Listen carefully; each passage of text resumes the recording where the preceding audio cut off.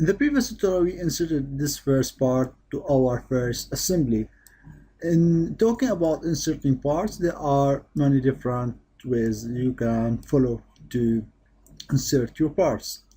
So as we remember, we saw the browse menu where we could browse for our part. But before that, we talked in this tutorial about assemblies, and assemblies parts have a different extension than the parts. So for example, let's have a look. Here we have 3 different parts, and you can see the type of the file is different. For the standard part document, it has the name SolidWorks part, and for the assemblies you have a different types for SolidWorks assembly documents. So they have different extensions. So this is one point, and then now let's try to delete this assembly. Don't save, and before creating a new assembly, let's just open that part before. So now we have our part is opened here, and when we start to create assembly, you have an options called the make assembly from part. So this is another way to start your assembly. In the previous tutorial, we did that by creating new, then assembly. So there's another way that you can try to make assembly from part.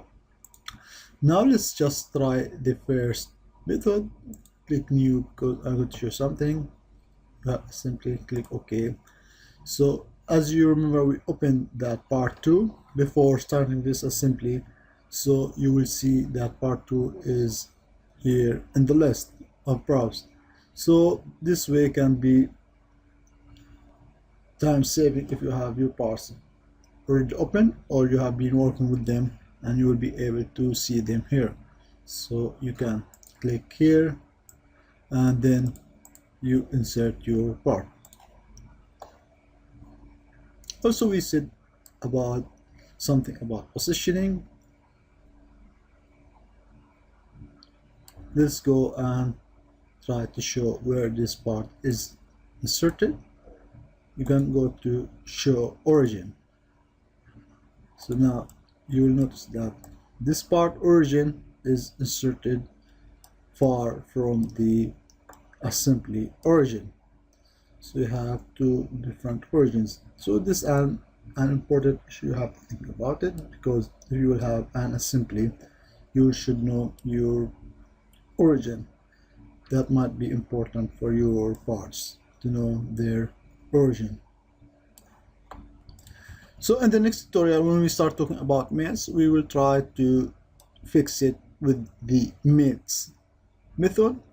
Also, in this tutorial, we're going to try to find another way to try to position that part into that origin. So in this tutorial, we're going to continue to talk about inserting part. Also, you have another way to insert your component. You have insert component, and again the browse menu will be open, and again you will be able to start or add another part. This we're going to talk about in the next tutorial. So here, let's close this menu and close this assembly. Don't save, and we have this part is open. We said there's another way there. You can start your assembly. You can go to file, make assembly from part. So you have the same menu exactly as if you click on new assembly. So you have this part is selected, then you can put it somewhere on that assembly. So let's close that assembly and show you another way for creating another assembly. So let's just minimize this window and let's pick a new assembly. Okay, and see you have 2 window. You can also try to make them tighter horizontally. So you have this part and you have your assembly. So you will be able to, so there's another way to insert your parts just by dragging them directly to the assembly interface.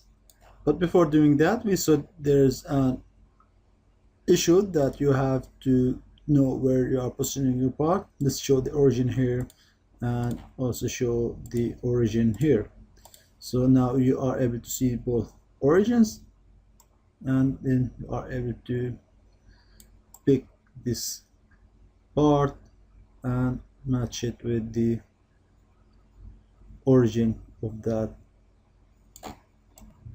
So try to drag it on that origin. And you're done, click OK.